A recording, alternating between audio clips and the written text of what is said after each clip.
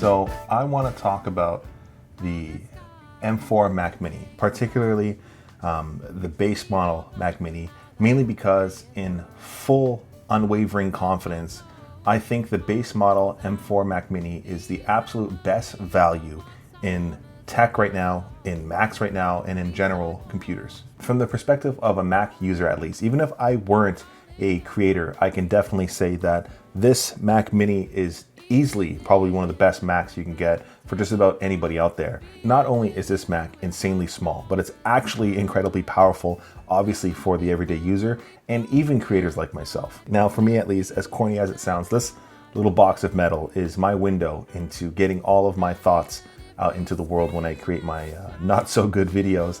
And I just really appreciate the experience with this thing from start to finish.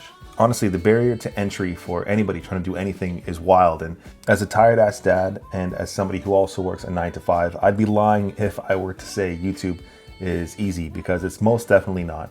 And I'm definitely going to touch on that a little bit closer to the end of this video. But I do got to say, having a system like this, priced as it is, as powerful as it is, small as it is, and accessible as it is really, truly incredible. That said, this is most definitely a super non-technical review of the base model Mac Mini, since for me at least, it's primarily about the actual experience of using the product versus whatever a spec sheet can tell me. Now, for reference on what I've personally been using up until I got this Mac Mini, I've been using this M2 MacBook Air since, I don't know, 2021, 2022. I'm not sure when this thing came out. And it's done an incredible job up until now. And it could probably still do an okay job going forward. But honestly, at the price point of this Mac Mini, I definitely appreciate the boost in performance. In my world, at least, I have this weird infatuation with insanely small devices that punch well above their size and price point. And I absolutely love devices like this. This is my dumb phone. And whenever I'm not using this super tiny dumb phone, I'm still using my iPhone 13 mini, which is just so incredibly small. This is always going to be my favorite form factor. Fight me in the comment section. This is the perfect size for an iPhone.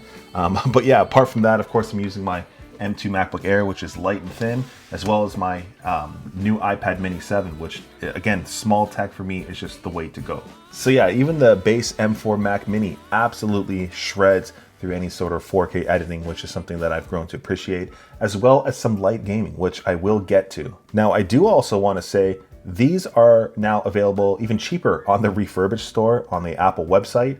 And again, they might not be in stock right now because this thing's already priced pretty aggressively. And when you throw down a refurbished price reduction on there, it's actually pretty sweet. So good luck getting one. I've seen them hop in and out of stock on the Apple Refurbished store. And I gotta say, don't sleep on the Refurbished store, because this same Mac Air that I got was refurbished and I saved a couple $100 on this thing.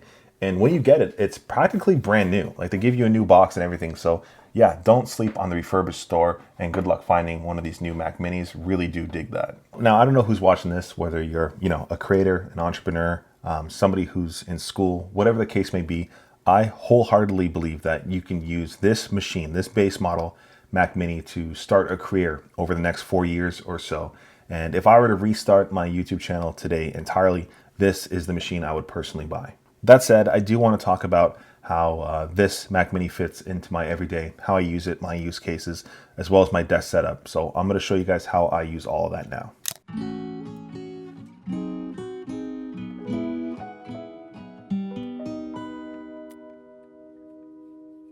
Okay, so this is my setup right now that I wanted to show you guys. I did a little bit of a quick clean because it was kind of messy. But this is my setup the way it is right now. And I typically like, minimal setups, which this isn't particularly minimal. It's more so, I don't know, organized chaos, whatever.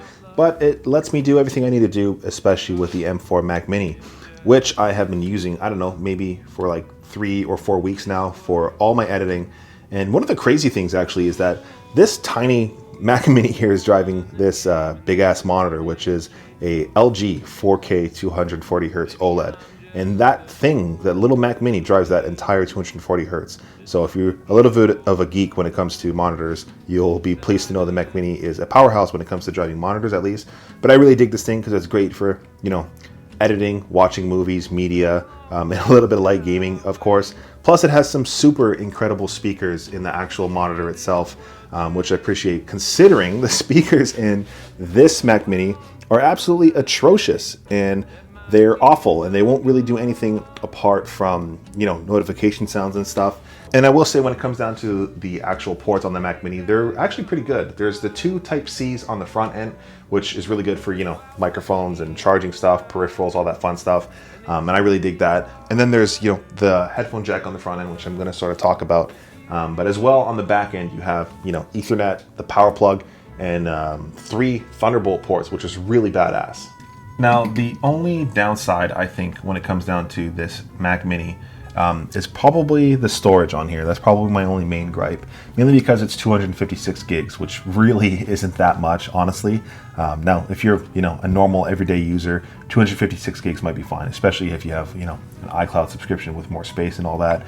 For myself, at least, as a creator, I'm just gonna see if I can pull it out. Actually, I use this little storage drive, this SSD plugged into the Thunderbolt, and I can't tell the difference between, you know, the actual built-in storage drive or the SSD that I plug right in, and it works well for all my projects.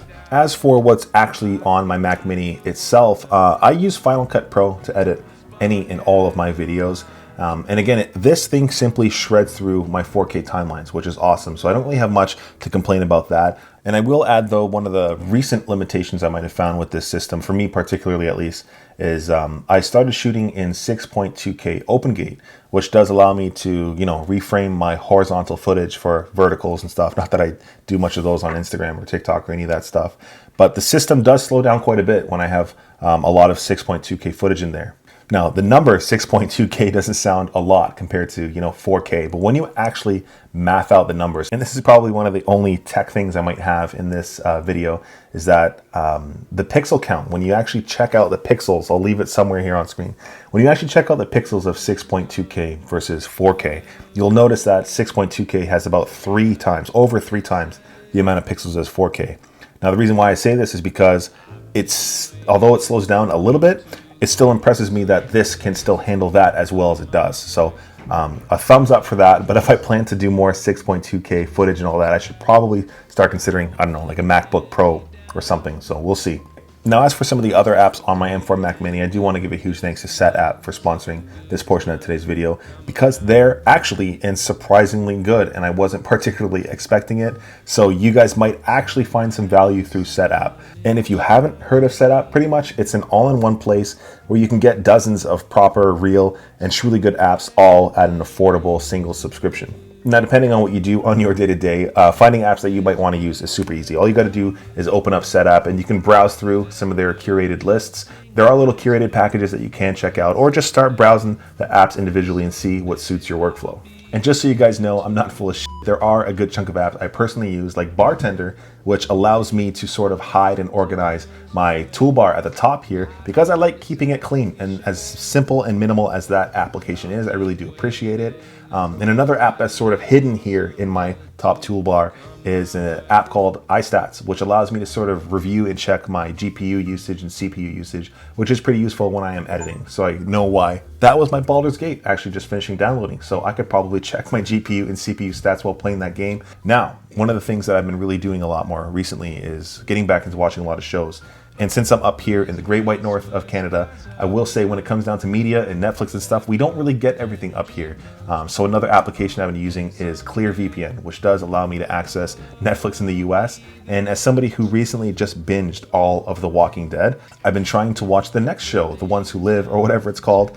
So I'm happy to see it's available on US Netflix that ClearVPN gives me access to. If you do want to use and check out Setapp, I will have a link down below, as well as a QR code here if you do want to scan it. They are extending their normal 1-week trial to 30 days. So be sure to check the link down below or scan the QR code here. And thanks again to Setapp for sponsoring today's video. Now, as somebody who's sort of becoming a senior citizen in the world of tech, I do got to say I absolutely love my physical media, mainly the quality that comes with it. So I've been collecting vinyls for a while, and you'll see why this is relevant, because I love throwing on a vinyl and blasting it super loud with some good speakers. That said, I can't really do that because my wife and children do actually appreciate their sleep. I actually did get some new vinyls in today. I want to share them. Give me one sec.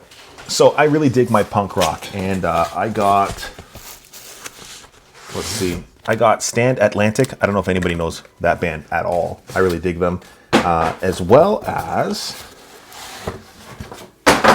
Blink-182's Neighborhood from 2011. Awesome, awesome records. I appreciate them. Now, where all this is going is the fact that there's one thing I didn't think I would appreciate when it comes down to the Mac Mini, and it goes in hand sort of with media quality and the music quality that I've been listening to, and that's the front headphone jack on the Mac Mini, which is a high impedance headphone jack, whatever that means. If anybody here is an audiophile, fill me in on what the hell I'm talking about, because I'm a normie and a noob when it comes to all of this. But as somebody who uses AirPods all the time for everything, I love my flipping AirPods. They're so convenient, but it's easy to forget how good something can sound if you just plug it in.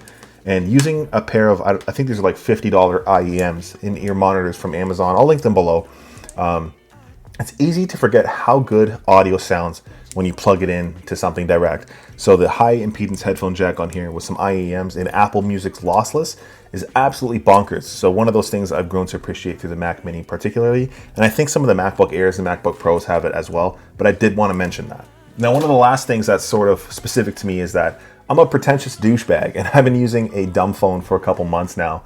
And not that it's specific to the Mac Mini, mind you, all the Macs do it. I really just appreciate having things like FaceTime and iMessage on my Mac, because it's really easy to stay in touch with group chats, you know, FaceTiming my mom and all that stuff. And that goes in hand with my, you know, my iPad and all that jazz. I just really do appreciate that. Naturally, apart from that, the Mac Mini is just great for just vibing out, watching movies and shows, and I've been doing a great job at slowing down in 2025, which lets me, you know, actually get involved into shows. I'm going to be starting Invincible Season 2, which I'm really stoked for, and playing some video games on my Mac Mini. What, dude, did you just say video games on a Mac Mini? Yes, I flippin' did. And I can say I'm equally surprised as well. Now, obviously, nobody's buying a Mac Mini for gaming. It's not really meant for that. And sure, there's a ton of first-party games that are getting released, like Assassin's Creed and all that, and my Baldur's Gate that just finished downloading as a native game. But the Mac Mini, the base model, is not going to run those all too well.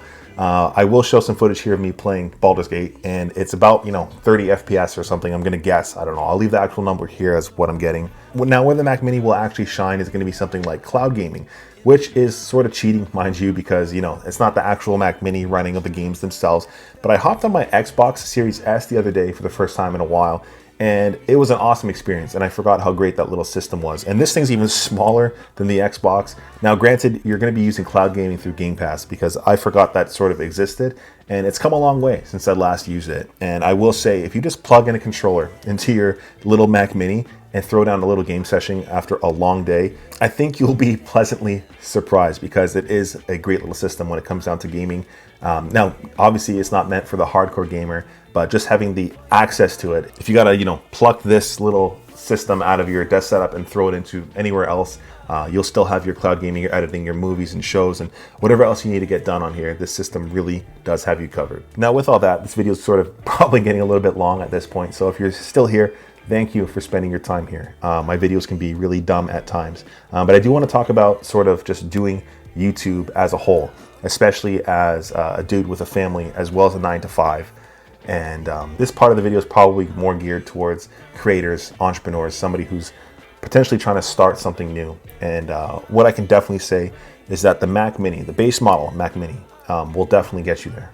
Now, again, from the perspective of a creator, there's a lot of information here that's sensationalized towards creators and sort of connecting to myself in that sense. But even if you're an everyday person, again, this Mac Mini is going to cover you for literally everything. And I can't stress how good the value is with this machine. Again, especially if you can luckily find it on the Refurb store when they're back in stock. Now, from my experience at least, and I'm not sure this is going to be the same for everybody, but I will let you guys know that YouTube really is flipping hard.